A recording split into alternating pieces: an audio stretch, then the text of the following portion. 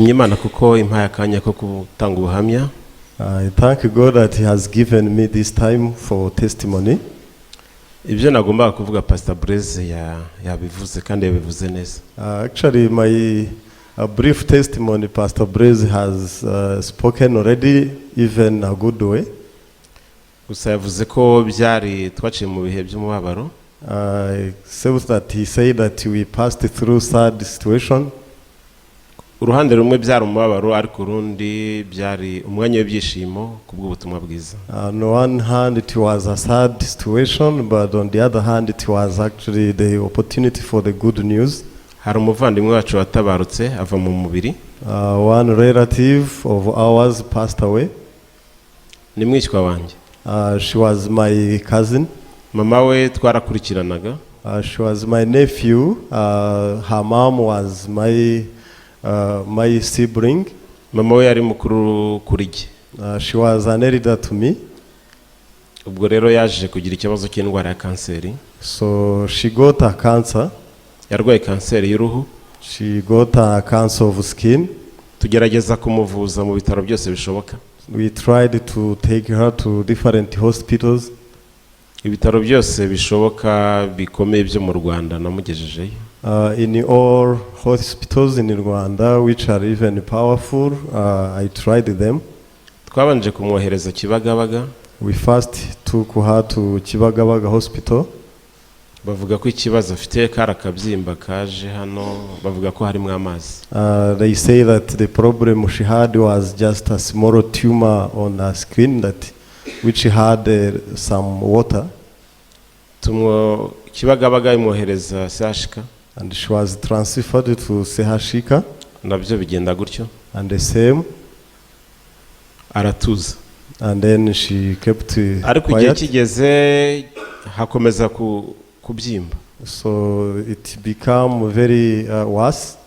Kandi akomeza kumererwa nabi. Feeling painful.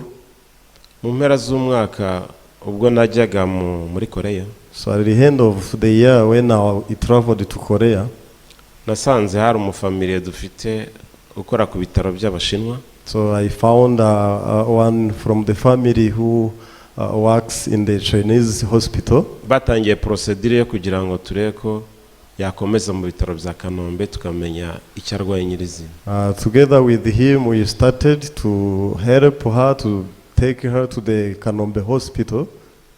Ubwo nazaga twarabikoze tugere Kanombe bati icyuma nta miti hari yo kumucishamo. When I came back, we took her to Kanombe, but we faced a challenge of some machines. She was given another appointment. Ako ngezo ndabasaba ntigiyewe mumbwire umuti nkushake ngugure ako mucishemo tumenye icyo arwaye. Later I asked the favor to even pay, and then I see what is the real problem. Kubera twari twazindutse abaganga bari barayiza mu banyemereye kumpa ordonnance ngo nge kushaka. So because we arrived there earlier, the nurses, the doctors who did the night shift, they gave me a permission to go to look for the medicine around. Nasengurutse pharmacy zose zikomeye ndabura. So I moved to different pharmacies and I didn't get the medicine I was told. Groupe y'aba pharmaciye noneho bahana uwo muti basanga nta bafite. So the group of those who work in the pharmacy, they all work together. Finally they answered that they do not have such medicine. Ariko umwe arambwira ati muri Faisal umuturimo. But one of them told me that the medicine is found in King Faisal hospital. Nagiyeyo mbasaba ko bawumpa barambwira ati no mu kujya kwandikisha kuri mituweli. So I went there and asked them the medicine. They told me to go back to to use the insurance.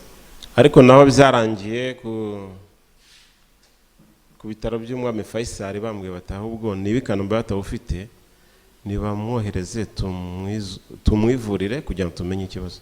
So finally they decided that if Kanombe has no medicine, let them transfer the patient to us and we totally treat her. Byihuse nahise nsaba transfer uwo munsi ako kanya duhita tuyibona mugezayo. Quickly, I asked for the transfer, and the same day it was found, and I took the patient to the King Faisal Hospital. kandi yarayaciye mu cyuma ibisubizo batubwira ko tuzaza kwifata kwa gatanu, And she was scanned, and I was told to come back to get the result on Friday. ubwo byasohokaga twasanze ari kanseri yaramwangije ibihaha, umwijima, impyiko, urwagashya, imbavu eshatu ndetse n'urutirigongo. So now I saw the result was the cancer which was in all parts of the internal of her, in the liver, in wherever, even passing through the back. Ibitaro bya Kanombe byafashe umwanzuro wo kumutangiza imiti ya kanseri. So the hospital of Kanombe took the decision to start giving her the medicine of cancer. Ariko batubwira ko imiti bagiye kumukorera itazamukiza no kumworohereza gusa. But they say that even the medicine is not for her to be healed. It's just to help her to not feel painful. Kuko kanseri yari yararenze igipimo. Because the cancer was on the last stage. Gusa byavuyemo umwanya wo kugira ngo tubwirize ubutumwa bwiza.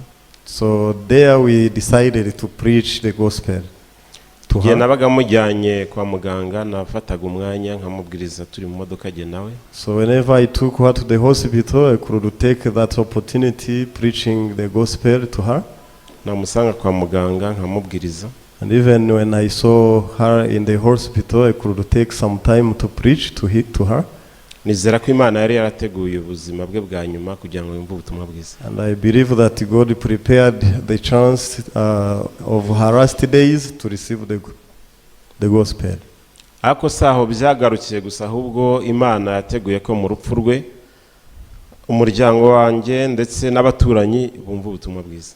Not only there, but the preparation of God was my family and the entire family of ours, that they may receive the gospel to the time of burial.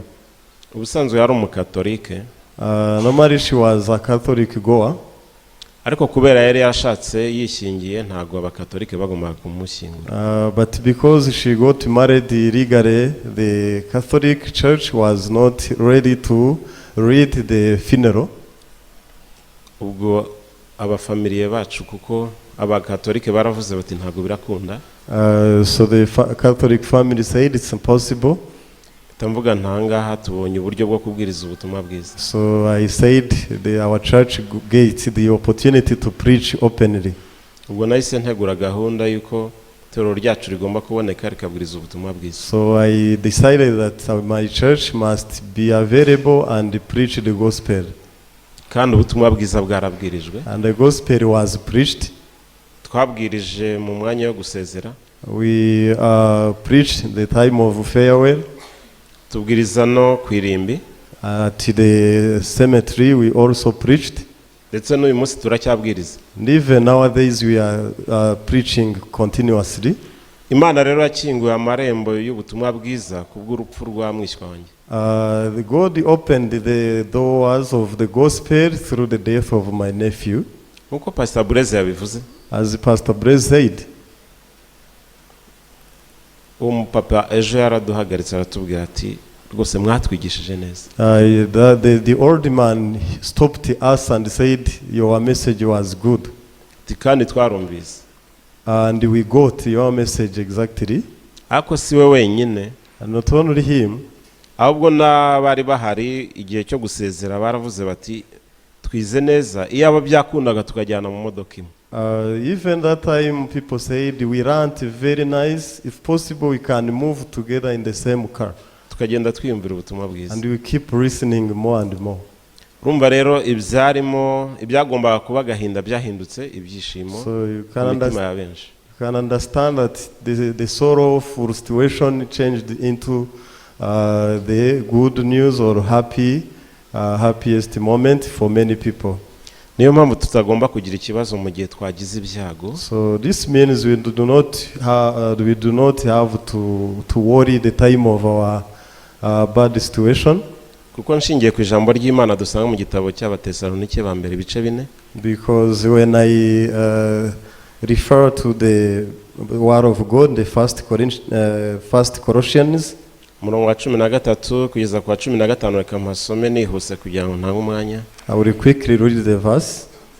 Haravuga ngo ariko bene data ntidushaka ko mutamenya iby'abasinziriye, mutababara nka babandi badafite ibyiringiro. 14 ubwo twemejwe yuko Yesu yapfuye akazuka, aba ariko twizera yuko Imana izazanana na Yesu abasinziriye muri we. 15 ndasoma igice cyaho. Iki nicyo tubabwira tubwirijwe n'ijambo ry'Umwami wacu. Haleluya. Amen. Icyo tuzi tubwirijwe n'ijambo ry'Umwami wacu, Something we know, we are sure of by the instruction of the word of our Lord, nuko tugomba kugira ibyiringiro ndetse no mu rupfu, is to have hope even in the death. kuko wapfuye abayagiye, Because he or she who dies passes away. ahubwo tugomba kwita no ku mitima y'abari aho ngaho kugira ngo tuyibwirize nayo ibashe kurokoka. But we need to care to care the hearts, the souls of those who are still alive to be saved. Kandi Imana ikomeje umuryango wanjye, And God strengthens my family. mama arashimira ubutumwa bwiza, My mother is thankful to the gospel, arashimira itorero, and my mother is thankful to the church. yaravuze ati muzagaruke. She said, "You are welcome back." Murakoze, Yesu abamugisha. Thank you.